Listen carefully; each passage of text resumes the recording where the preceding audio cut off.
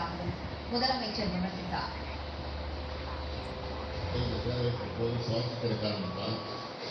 பேரவைத் செயல்பாட்டினை எண்ணி மகிழ்ச்சி அடைகிறேன். பேரவைத் தலைவர்கள் மட்டுமல்ல, பேரவை கடைபிடிக்க வேண்டிய பண்பாட்டின் தலைவராக நாம் அப்பா அவர்கள் செயல்பட்டுள்ளார். நான் குறிப்பிட்டிருக்கிறேன்.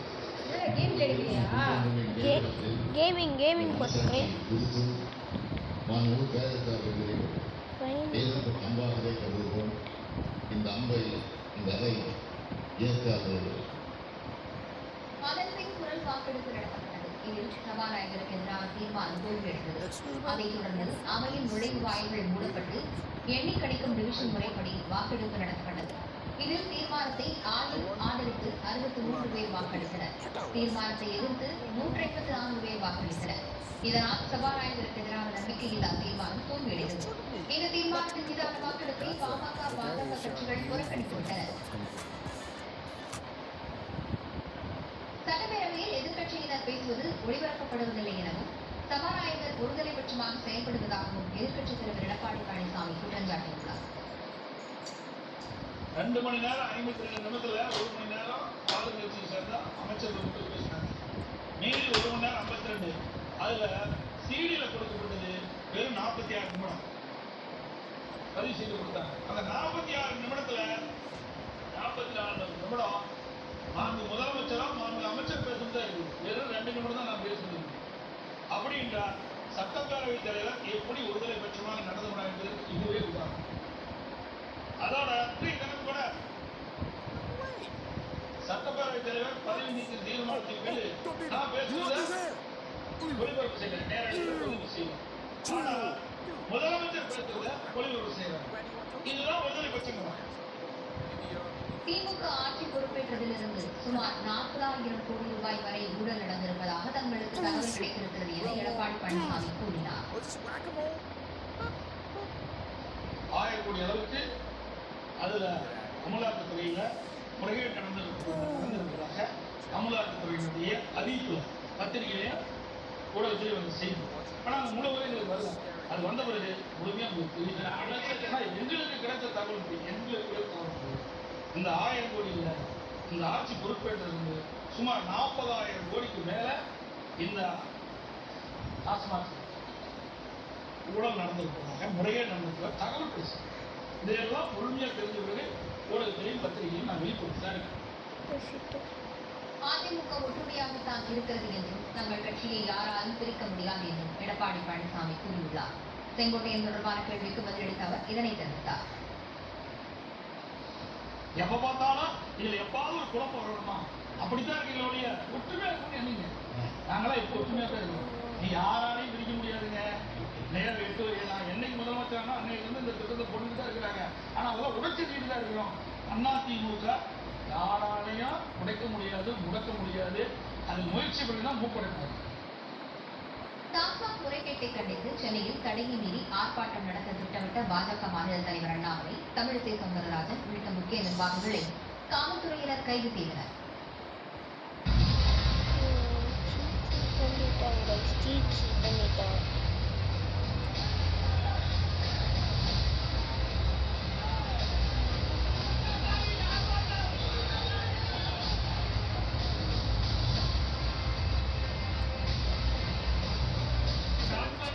விற்பனையில் 1000 கோடி ரூபாய் முறைகேடு நடந்திருக்கலாம் என்று அமலாக்கத்துறை அண்மையில் தெரிவித்திருந்தது.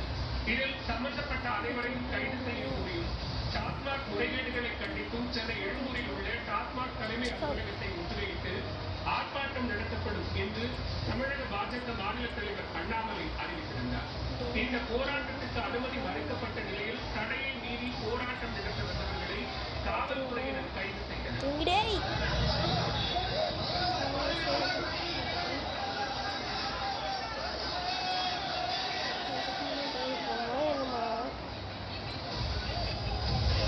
சென்னை வடகிழக்கு இல்லத்திலிருந்து போராட்டம் நடக்கும் இடத்திற்கு புறப்பட்டு சென்ற பாஜக மாநில தலைவர் அண்ணாமலையை அக்கரை பகுதியில் காவல்துறையினர் தடுத்து நிறுத்தி கைது செய்தனர். முன்னதாக செய்தியாளர்களிடம் பேசிய அண்ணாமலை, டாஸ்மாக் மது விற்பனையில் 1000 கோடி ரூபாய்க்கு மேல் முறைகேடு நடந்திருக்கலாம் என்று குற்றம் சாட்டினார். பட் என்னை பொறுத்தவரை இது டிப் ஆஃப் an iceberg. ஒரு சின்ன துரும்பு தான் அந்த 1000 கோடி. ஏன்னா அந்த அளவுக்கு இன்ட்ரெஸ்டிங் லாக்ல போட்டா தூங்கி நிற்கும்போது லோக்சபாவையே ஃபோன் எட்டி போட்டு சீக்கிரம் காலனுக்கு எப்படி போடுவாங்க 2024 பாராளுமன்ற தேர்தல் முழுவதும் திராவிட முன்னேற்ற கழகம் நடத்துகிறாங்க. 2026 சட்டமன்ற தேர்தலையும் டாஸ்மாக் வச்சு நடத்துறதுக்காக எப்போதுன்னு சொல்லி இதே போன்று சென்னை தாலிகிராமத்தில் உள்ள இல்லத்திலிருந்து போராட்டம் நடத்த வெளியே Princess வந்த of the garden அதற்கு முன்னாள் start மாநில digging in the தலைவர் tree. தமிழிசை சவுந்தரராஜனை Dead the காவல்துறையினர் garbage கைது head and the செய்தனர். pull in the leaves. When the cat watched it, இது வந்து garden நாசமா போச்சு. தூங்கிட்டியா?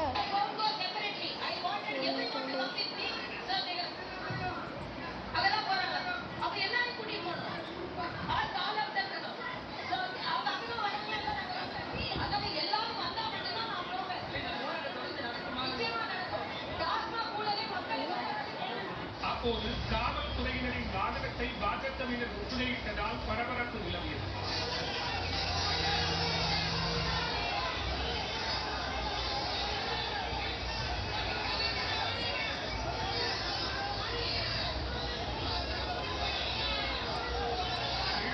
டாஸ்மாக் தலைமை அலுவலகத்தை முற்றுகையிட வந்த பாஜக மூத்த தலைவர் எச் ராஜா, முன்னாள் மத்திய இணையமைச்சர் பொன் ராதாகிருஷ்ணன், கரு நாகராஜன், அமர் பிரசாத் ரெட்டி உள்ளிட்டோரை காவல்துறையினர் கைது செய்தனர்.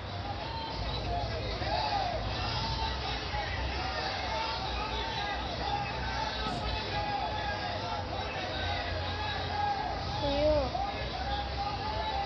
தலைமைச் செயலகத்திலிருந்து போராட்டம் நடக்கும் பகுதிக்கு சென்ற பாஜக சட்டமன்ற உறுப்பினர்கள் வானதி சீனிவாசன், சரஸ்வதி ஆகியோரும் கைது செய்யப்பட்டு தனியார் மண்டபத்தில் அடைக்கப்பட்டனர்.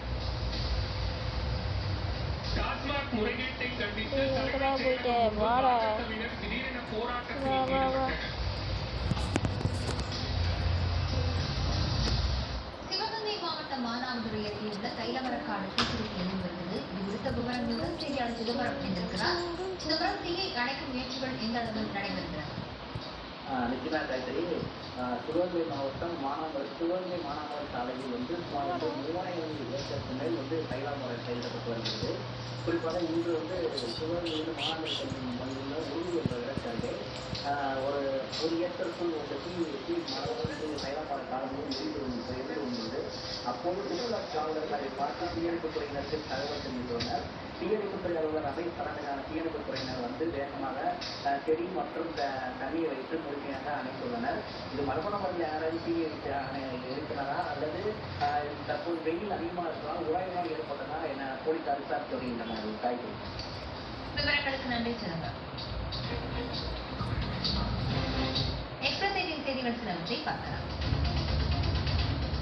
அனைத்து ஸ்போர்ட்ஸ் 18 சேனல்களையும் ஸ்டார் ஸ்போர்ட்ஸ் நெட்வொர்க்குடன் ஒருங்கிணைத்துள்ளதாக ஜியோ ஸ்டார் அறிவித்துள்ளது. இதன் மூலம் ஸ்டார் ஸ்போர்ட்ஸ் நெட்வொர்க் 24 சேனல்களை கொண்ட விரிவான நெட்வொர்க்கை உருவாக்கியுள்ளதாகவும் நாடு முழுவதும் உள்ள விளையாட்டு ரசிகர்களுக்கான அணுகலை வலுப்படுத்தியுள்ளதாகவும் தெரிவிக்கப்பட்டுள்ளது. இதில் லைவ் ஸ்போர்ட்ஸ் பொழுதுபோக்கு புதிய மைல்கல் என குறிப்பிட்டுள்ள ஜியோ ஸ்டார் புதுமையான நிகழ்ச்சிகள் அதிநவீன தொழில்நுட்பத்தை பயன்படுத்த உறுதி செய்துள்ளதாகவும் குறிப்பிட்டுள்ளது. ராஜஸ்தானின் உதய்பூர் அரச வம்சத்தைச் சேர்ந்த அரவிந்த் சிங் மேவாரின் இறுதிச் சடங்கில் ஏராளமானோர் பங்கேற்று அஞ்சலி செலுத்தினர். இந்தியாவில் உள்ள அரச குடும்பத்தைச் சேர்ந்தவர்களில் மிக பரிச்சயமான அரவிந்த் சிங் மேவார் தனது 81வது வயதில் காலமானார். அவரது உடல் ஷம்பு நிவாஸ் அரண்மனையில் வைக்கப்பட்டு இறுதிச் சடங்குகள் செய்யப்பட்டன. வண்டலூர் காப்பு காடுகளில் கொட்டப்படும் பிளாஸ்டிக் கழிவுகளை சாப்பிட்டு மான்கள் உயிரிழப்பதாக புகார் எழுந்துள்ளது. தாம்பரம் அருகே வண்டலூர் மலையை சுற்றியுள்ள ஆயிரக்கணக்கான ஏக்கர் காப்பு காடுகளில் முயல்கள், மான்கள், நரிகள் உட்பட ஏராளமான வனவிலங்குகள் உள்ளன. இந்த காடுகளை சுற்றியுள்ள பகுதிகளில் பிளாஸ்டிக் குப்பைகள் கொட்டப்படுவதால் உணவு தேடி வரும் மான்கள் இவற்றை உண்டு காடுகளில் உயிரிழக்கும் சோகம் தொடர்கிறது. இதனை தடுத்து மான்களை பாதுகாக்க வனத்துறைக்கு கோரிக்கையும் விடுக்கப்பட்டுள்ளது. நாமக்கல் மாவட்டம் பாண்டவகுளம் அருகே பணியின் போது மின்சாரம் பாய்ந்து கேங்மேன் உயிரிழந்தார். தமிழர்மலையை சேர்ந்த கார்த்திக் என்பவர் பூசாரிப்பாளையத்தில் உள்ள மின்கம்பியின் மீது ஏறி பணி செய்து கொண்டிருந்த போது மின்சாரம் பாய்ந்து சம்பவ இடத்திலேயே உயிரிழந்தார். பொதுமக்கள் அளித்த தகவலின் அடிப்படையில் வந்து அவருடைய உடலை மீட்ட காவல்துறையினர் பிரேத பரிசோதனைக்கு அனுப்பி வைத்துள்ளனர். விசாரணை மேற்கொண்டு வருகின்றனர். நாமக்கல் மாவட்டம் பள்ளிப்பாளையம் அடுத்த அக்ரஹாரம் பகுதியில் 90 வயது மூதாட்டி கொலை செய்யப்பட்ட வழக்கில் 2 பேர் கைது செய்யப்பட்டனர். வீட்டில் தனியாக இருந்த சரஸ்வதி என்ற மூதாட்டி கொலை செய்யப்பட்டதுடன் அவரது அரைத்தவரன் தங்கச்சோடு காணாமல் போனது. இது தொடர்பாக 4 தனிப்படைகள் அமைத்து அக்கம்பக்கத்தில் உள்ள சிசிடிவி கேமரா பதிவுகளை கைப்பற்றி விசாரித்தனர். அதன் அடிப்படையில் அதே பகுதியைச் சேர்ந்த ராமு, தாமோதரன் ஆகியோர் கைது செய்யப்பட்டனர். புதுச்சேரி வில்லியனூர் சிவசுப்பிரமணிய கோயில் தேர் வெள்ளோட்டத்தை முதலமைச்சர் ரங்கசாமி வடம் பிடித்து இழுத்து தொடங்கி வைத்தார். சுப்பிரமணியர் கோயிலுக்கு புதிதாக 27 அடி உயரத்தில் புதிய தேர் செய்யப்பட்டுள்ளது. இந்த தேர் வெள்ளோட்டத்தில் அமைச்சர் தேனி ஜெயக்குமார், எதிர்க்கட்சித் தலைவர் சிவா உட்பட ஏராளமானோர் பங்கேற்று அரோகரா கோஷம் முழங்க வடம் பிடித்து இழுத்துச் சென்றனர்.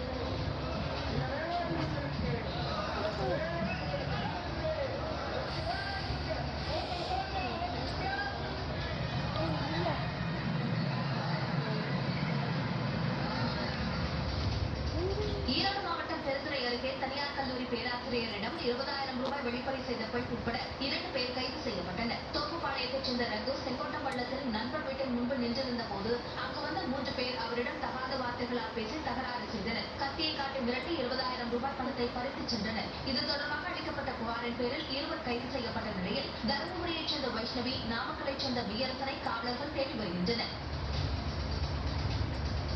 திருப்பூர் மாவட்டம் கோயம்பாளையத்தில் மருந்தகத்திற்கு மாத்திரை வாங்க வந்த நபர் மயங்கி விழுந்து உயிரிழந்த சம்பவம் அங்குள்ள சிசிடிவி கேமராவில் பதிவாகியுள்ளது.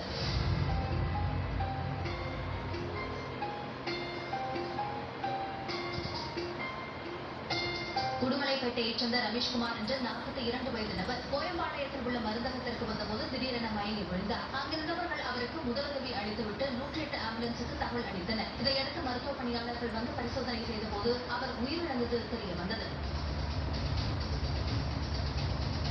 திருப்பூரில் சக பணியாளரை ஜாமீனில் எடுத்துச் சென்ற பார் பொறுப்பாளரை காவல் ஆய்வாளர் சரமாரியாக தாக்கியதில் அவர் மருத்துவமனையில் அனுமதிக்கப்பட்டுள்ளார். திருப்பூர் கேவிஆர் நகர் பகுதியில் உள்ள பார் ஒன்றில் தனசேகர் என்பவர் சப்ளையராக பணிபுரிந்து வருகிறார். மதுபானம் விற்றது தொடர்பான வழக்கில் போலீசார் அவரை கைது செய்தனர். இந்த நிலையில் தனசேகரை ஜாமீனில் விடுவிக்க கோரி பார் பொறுப்பாளர் பாண்டியன் போலீசாரிடம் கேட்டுள்ளார். அப்போது காவல் ஆய்வாளர் உதயகுமார் தாக்கியதாகவும் அவர் மீது நடவடிக்கை எடுக்க வேண்டும் என்றும் பாண்டியன் தரப்பில் கோரிக்கை விடுக்கப்பட்டது.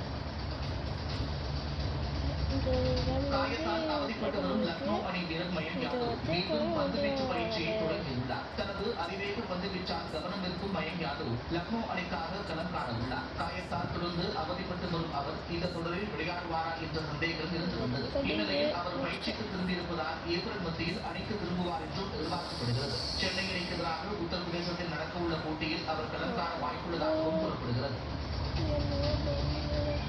தஞ்சை அருகே பிரசித்தி பெற்ற முத்துமாரியம்மன் கோயில் பாடிக்காவடி திருவிழா வெகு விமர்சையாக நடைபெற்றது. தஞ்சை அரித்துவாரமங்கலத்தில் உள்ள முத்துமாரியம்மன் கோயில் 83வது பங்குனி திருவிழா கடந்த 14ஆம் தேதி காப்புக்கட்டுகளுடன் தொடங்கியது. இதன் சிகர நிகழ்வான பால்குடம் மற்றும் பாடிக்காவடி எடுக்கும் விழாவில் திரளான பக்தர்கள் பங்கேற்றனர். இறந்தவர்கள் போல் பாடை கட்டி நேர்த்திக்கடன் செலுத்தினர்.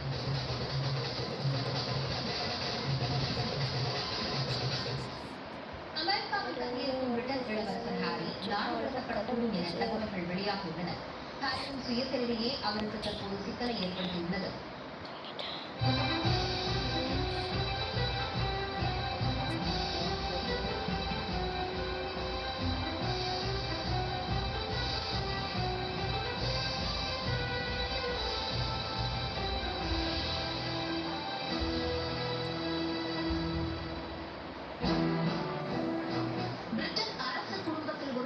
இளவரசர் ஹாரி அமெரிக்காவைச் சேர்ந்த நடிகை மேகன் மார்க்கலை 2018ஆம் ஆண்டு மே மாதம் 19ஆம் தேதி திருமணம் செய்து கொண்டார்.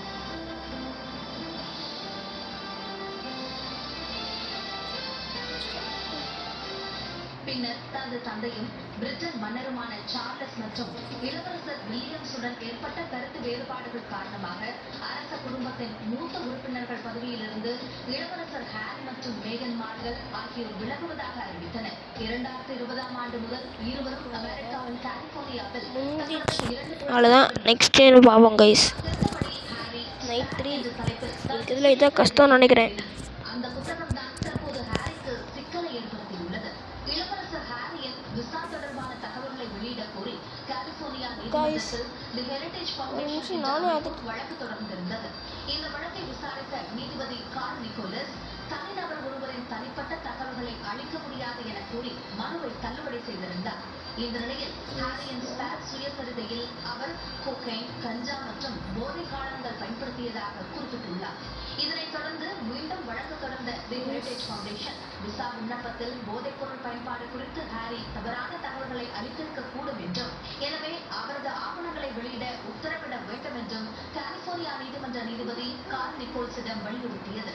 இதனைத் தொடர்ந்து தனது முந்தைய உத்தரவை மாற்றிய நீதிபதி ஹாரியின் ஆவணங்களை வெளியிட உத்தரவிட்டுள்ளார். இதனால் அவர் அமெரிக்காவிலிருந்து நாடு கடத்தப்படுவாரா என்ற கேள்வி எழுந்துள்ளது. 2020ஆம் ஆண்டு முதலே ஹாரியின் அமெரிக்க குடியுரிமை குறித்து பல்வேறு சர்ச்சைகள் நிலவி வருகின்றன.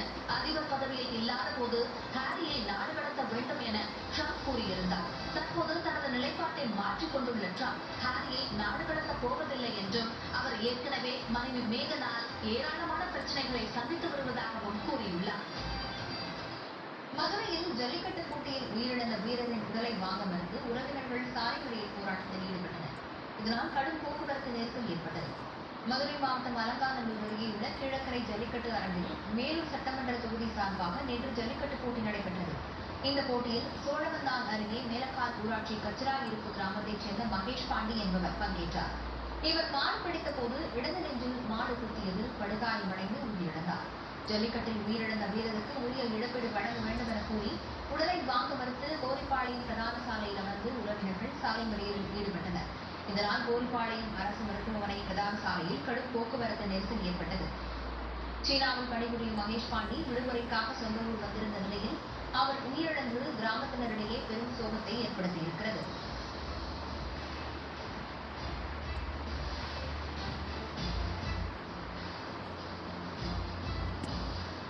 மேலும் அண்மை செய்திகளுக்கு இணைந்திருங்கள். இது நியூஸ் 18 தமிழ்நாடு.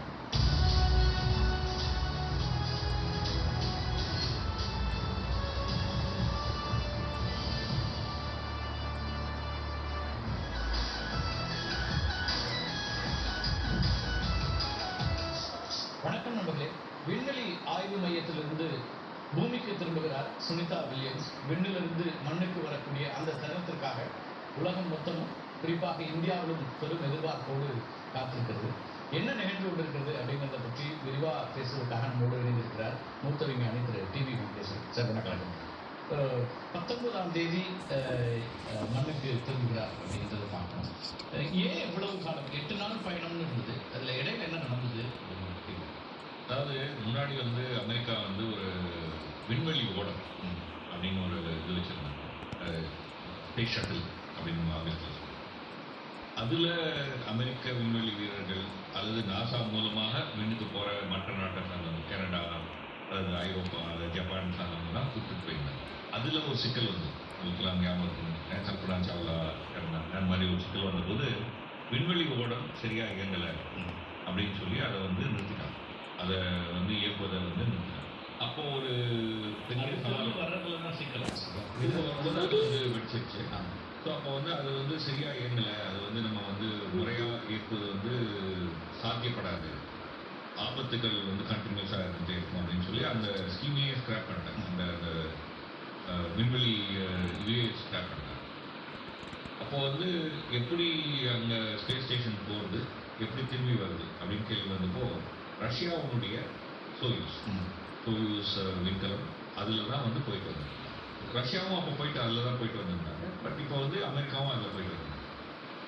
இடையில வந்து போன தடவை ட்ரம்ப் பிரசிடெண்ட்டாக இருக்கும்போது இது வந்து சரி வராது, அமெரிக்காவே வந்து ஒரு விண்வெளி கப்பலை உருவாக்கும் அப்படின்னு சொல்லி 2 பேருக்கு கான்ட்ராக்ட் கொடுத்தாங்க. எலன் மஸ்கோட ஸ்பேஸ் எக்ஸ்க்கும் போயிங்க்கும் கொடுத்தாங்க. 2 பேருமே வந்து ஒரு விண்கலத்தை தயாரிக்கணும், மனிதர்கள் என்று செல்லக்கூடிய விண்கலத்தை தயாரிக்கணும், மாற்றி மாற்றி பயன்படுத்தணும் அப்படின்னு ஒரு இதோட பண்ணாங்க. அதில் ஸ்டார்லைனர் அப்படின்னு சொல்லக்கூடிய ஒரு விண்கலத்தை போயிங் தயாரிச்சது. அந்த விண்கலத்தை ஆள் இல்லாமல் டெஸ்ட் பண்ணாங்க. பட் ஆள் ஓட்டி, அதாவது வந்து ஒரு சோதனை ஓட்டம் செய்வதற்காக தான் சுனிதா வில்புச்மோவும் போனாங்க. போயிட்டு அங்கே விண்வெளிக்கு போய் இயக்கி பார்த்துட்டு அதில் வந்து 2 விதமாக இருக்கும், ஆட்டோ பைலட் இருக்கும், மேனுவல் இருக்கும். அந்த மேனுவல் மோட்லேயும் இயக்கி பார்த்துட்டு அந்த இன்டர்நேஷ்னல் ஸ்பேஸ் ஸ்டேஷனில் வந்து போய் டாக் பண்ணோன்னா இணையும். இணைஞ்சு திரும்பி பிரிஞ்சு திரும்பி பூமிக்கு ஏறாது. இணைச்சா உடனே பிரிக்கக்கூடாது. இடையில 2-3 நாட்கள் உள்ள இருக்கணும், இருந்து அந்த இதை வந்து பரிசோதனை பண்ணி பார்த்து வரணும் அப்படிங்கிறது தான் திட்டம். பட் அந்த போகும்போதே அந்த ஸ்டார்லைனரில் வந்து பல பிரச்சனைகள் வந்தது. இணைச்ச பிறகு பிரச்சனை கண் முன்னாடி பூதாகரமாக தெரிஞ்சிச்சு. குறிப்பாக அதில் இருக்கக்கூடிய ஹீலியம் வாயு கசிவு வந்து பூதாகரமாக தெரிஞ்சது. பல பரிசோதனைகளுக்கு அப்புறம் இது வந்து திருப்பிக் கொள்வது வந்து ஆபத்தானது, நம்ம பண்ணக்கூடாது அப்படின்னு சொல்லி நாசா முடிவெடுத்தாங்க. இதெல்லாம் நடக்கிறதுக்குள்ளேயே ஒரு மாதத்துக்கு மேலே ஓடி போயிடுச்சு. ஸோ அந்த ஆள் இல்லாமல் அந்த விண்கலம் திரும்பி வந்து பரிசோதனைக்காக ஸோ அவங்க வந்து அங்கே தங்கிட்டாங்க. அப்போ வந்து ஏற்கனவே அங்கே வந்து 7 பேர் இருந்தாங்க, ஒரு 7 விண்வெளி வீரர்கள் இருந்தாங்க. ஸோ அந்த 7 பேரோட இவங்களும் சேர்ந்து 9 பேராக இருந்தாங்க. அந்த 7 பேருடைய பணிக்காலம் 6 மாதத்துக்கு ஒரு முறை 6 மாதத்துக்கு ஒரு தடவை 7 பேர் அங்கே போவாங்க. அந்த 7 பேருடைய பணிக்காலம் முடிஞ்சது. ஸோ அவங்க வந்து திரும்பி வந்தாங்க. புதுசாக 5 பேர் போனாங்க. என்ன முடிவு பண்ணாங்கன்னா சுனிதா வில்லியம்ஸும் வில் புஷ் மூரும் அங்கே இருக்காங்க. ஸோ அதனால அவங்களையும் இணைச்சி 7 பேராக்கி அடுத்த பணிக்குழு அப்படி அடுத்த 6 மாதத்துக்கான பணிக்குழுன்னு வரும்போது இவங்களோட நேரம் எக்ஸ்டெண்டட் டைம் ஆகுது. இவங்க தான் அதனுடைய கமாண்டர். இது பேர் வந்து எக்ஸ்பெடிஷன் 72 பேர். அதாவது 72வது பணிக்குழு. அந்த 72வது பணிக்குழுவுடைய கமாண்டரே சுனிதா வில்லியம்ஸ். இப்போ 71 முறை ஏற்கனவே இப்போ அந்த பணிக்குழு அங்கே போய் ஆய்வுகள் நடத்தி தொடர்ச்சியாக நடந்துட்டு இருக்கு. அது ஒரு பக்கம் நம்ம வந்து விண்வெளி ஆய்வு மையத்தில் என்னெல்லாம் நடக்குதுங்கிறத பற்றி இப்போ சுனிதா வில்லியம்ஸ் திரும்ப வர்றது அப்படிங்கிறதுக்கான நேரம் வந்து இப்போ 19ஆம் தேதி மாலை 5:30 அப்படின்னு இந்திய நேரப்படி இருக்கு அப்படின்றாங்க. இப்போ வரும்போது இப்போ அங்கே போகும்போது இயல்பாக அவங்களுக்கு என்னெல்லாம் சிக்கல் இருக்குது? இப்போ விண்வெளி ஆய்வு மையத்தில் இருக்கும்போது அவங்க அதுக்கு எவ்வளோ தயாரிப்பாக போக வேண்டியிருக்கு. நான் நிறைய செய்திகள் கேட்குறோம். ஒன்று வந்து அவங்களுக்கு வந்து இப்போ ரத்த ஓட்டம் இங்கே இருக்கிற மாதிரி விண்வெளியில் இருக்காது. அப்போ அதை எப்படி அல்லது அங்கே போன பிறகு அவங்களுக்கு உடைகளே பத்தாமல் போகிற அளவுக்கு அவங்களுக்கு வளர்ச்சி அப்படின்னு நான் சொன்னேன். அது எப்படி நடக்குது? இப்போ வந்து விண்வெளியில் வந்து யார் போனாலும் சரி, அதுக்கு முன்னாடி வந்து சுமார் ஒரு 6 மாத காலம் பூமியில் ட்ரைனிங். 2 விதமான ட்ரைனிங். அதாவது வந்து ஒன்று வந்து அந்த விண்வெளி நிலையை எப்படி சமாளிக்கிறது அப்படிங்கிற ஒரு விஷயம். அங்கே இவங்க போய் என்ன பண்ணணும், நம்ம அங்கே போனோன்னா நம்ம வந்து ஒரு ஆராய்ச்சி பண்ண போகிறோம். அந்த ஆராய்ச்சி கருவியை எப்படி நம்ம இயக்கணும் அல்லது அந்த விஷயங்களை எப்படி செய்யணும், இதெல்லாமே வந்து இங்கே வந்து 6 மாதத்துக்கு மேலே ஒரு பயிற்சி நடக்கும். ஸோ அதனால் யாரையாவது கூப்பிட்டு அப்படி இருப்பார் அப்படின்னு சொல்லி அனுப்பிச்சுப்பாங்க. இது வந்து ஒரு விஷயம். ஸோ அங்கே நம்ம விண்வெளி நிலையத்துக்குள்ளே போயிட்டு வரணும். அதாவது வந்து விண்வெளியில் போனோம்னா நமக்கு வந்து ஒரு ஃப்ரீ ஃபால் அப்படின்னு சொல்லுவோம். அது மாதிரி தான் வந்து ஒரு விண்வெளி நிலையம் வந்து பூமியை சுற்றிட்டு இருக்கும். இந்த விண்வெளி நிலையம் அதாவது இன்டர்நேஷ்னல் ஸ்பேஸ் ஸ்டேஷன் வந்து 90 நிமிஷத்துக்கு ஒரு தடவை பூமியை சுற்றும். அது அப்படின்னா ஒரு நாளில் வந்து அவங்க சுமார் 16 முறை சூரிய உதயம் சூரிய மறையத்தை பார்ப்பாங்க. ஏன்னா 90 நிமிடத்துக்கு ஒரு முறை சுற்றி வர்றதுனால அவங்களுக்கு வந்து 16 முறை சூரியனை பார்க்குற மாதிரி, சூரிய உதயத்தை பார்க்குற மாதிரி, அதே மாதிரி சூரிய மறையத்தையும் பார்க்குறாங்க. ஸோ அங்கே நீங்கள் வந்து 16 நாள் ஆகிடுது. அதாவது அங்கே வந்து என்ன டைம் வச்சுருக்காங்கன்னா ஜிஎம்டி டைம் வச்சுருக்காங்க. ஸோ 24 மணி நேரம் தான் ஒரு நாள் அந்த மாதிரி தான். ஸோ நீங்கள் அங்கே விண்வெளியில் போனீங்கன்னா மிதப்பீங்க, ஏன்னா ஃப்ரீ ஃபாலில் இருக்கிறதுனால. ஸோ அப்போ வந்து நம்ம பூமியிலனா நம்ம வந்து பூமி வந்து நம்ம உடலை பிடிச்சி இழுத்து இல்லையா, நம்ம இழுக்கிறதுனால நம்முடைய முதுகு தண்டு பார்த்தீங்கன்னா ஒரு எஸ் மாதிரி ஷேப்பில் அங்கே அந்த மாதிரி ஒரு இழுப்பு இல்லை, இழுப்பு செய்யலாம். ஸோ அப்போ வந்து அந்த முதுகு தண்டு விரிஞ்சு நேராக ஒரு லைன் மாதிரி ஆகிடும். ஸோ அந்த நேராக ஒரு லைன் மாதிரி ஆகிறதுனால நம்ம உயரமே அதிகமாக சில சென்டிமீட்டர் போயிடாங்க. ஸோ அப்போ வந்து நம்ம ஏற்கனவே வந்து ஒரு டைட் ஃபிட்டு ட்ரெஸ் போட்டிருந்தோம்னா அந்த உயரமாகும் போது நமக்கு வந்து ஃபுல்லாக ஃபிட் ஆகும். ஸோ இதெல்லாம் பார்த்து தான் வந்து எவ்வளோ நாள் நடக்கும்? இதெல்லாம் வந்து ஒரு ஃபியூ டேஸ்லேயே உங்களுக்கு அந்த இது விரியது தெரிஞ்சிடும். ஒரே 5 நிமிஷம்லாம் நடக்காது, பட் ஃபியூ டேஸில் நடக்கும். அங்கே நீங்கள் வந்து உடைய வந்து துவைக்க முடியாது, அங்கே வாஷிங் மிஷின் அதெல்லாம் கிடையாது, அதனால பண்ணவே முடியாது. அதனால உங்கள் உடலில் வந்து இறுக்கி பிடிக்கிற மாதிரி தான் உடையும், இல்லைன்னா உங்கள் உடையும் மறக்கும். அப்போ உங்கள் உடலில் வேவை இருந்தால் கூட உங்கள் உடை வந்து உருளிக்கும். ஸோ அதனால் வந்து இந்த மாதிரி உடைகளை நம்ம வந்து அப்பப்போ ஷேர் பண்ணி அனுப்புவாங்க, மாற்று உடைகளை அனுப்புவாங்க. ரெண்டாவது வந்து இப்போ நம்ம பூமியில் வந்து நம்ம உடலில் இருக்கக்கூடிய ரத்தத்தை பிடிச்சி இருக்கிறதுனால ரத்தம்லாம் காலில் அதிகமாகும், தலைப்பகுதியில் கொஞ்சம் கம்மியாகும்.